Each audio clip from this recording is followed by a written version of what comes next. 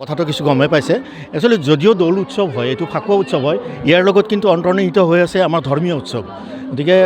actually যোৱাকালি আমাৰ মূল মন্দিৰ আছে মূল মন্দিৰৰ পৰা আমাৰ বিগ্ৰহ উলিয়াই লৈ যোৱা হয় উলিয়াই গৈ আমাৰ ইয়াতে বেন ঢুলীয়া আয়তী এইবিলাকে আমাৰ চাৰিওফালে আমাৰ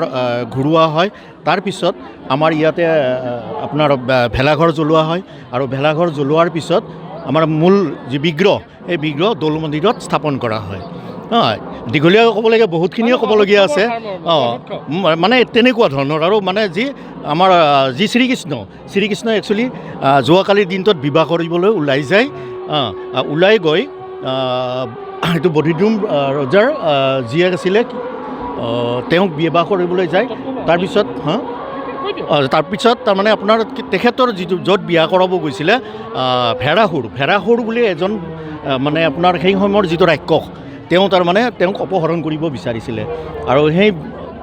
ভেৰাসুৰক বধ কৰাৰ কাৰণে তেতিয়া তেওঁ তাৰমানে আপোনাৰ যিটো মেজি হয় এটা ঘৰ বনাইছিলে আৰু ঘৰ বনোৱাৰ তাত তাৰমানে আপোনাৰ সেই ভেৰাসুৰৰ ৰাক্ষসক তেওঁ বধ কৰি আপোনাৰ বধিদ্ৰুম ৰজাৰ জীয়েকক তেওঁ তাৰমানে বিয়া কৰাই আহে তাৰপিছত আপোনাৰ ইয়াতে তেওঁক বধ কৰি আমাৰ মূল গৃহত দৌল মন্দিৰত আমাৰ স্থাপন কৰে একচুৱেলি তাৰমানে এটা কথা ক'ব লাগিব যে একচুৱেলি ভেৰাসুৰৰ আমাৰ যিটো মানে ধৰক প্ৰতিকৃতি আমি ব্যৱহাৰ কৰোঁ আমাৰ যি ভেড়া আছে সেই ভেড়াৰ নোম একচুৱেলি আমি মেজিত ব্যৱহাৰ কৰোঁ এইখিনিয়ে আৰু মূল মানে ধৰক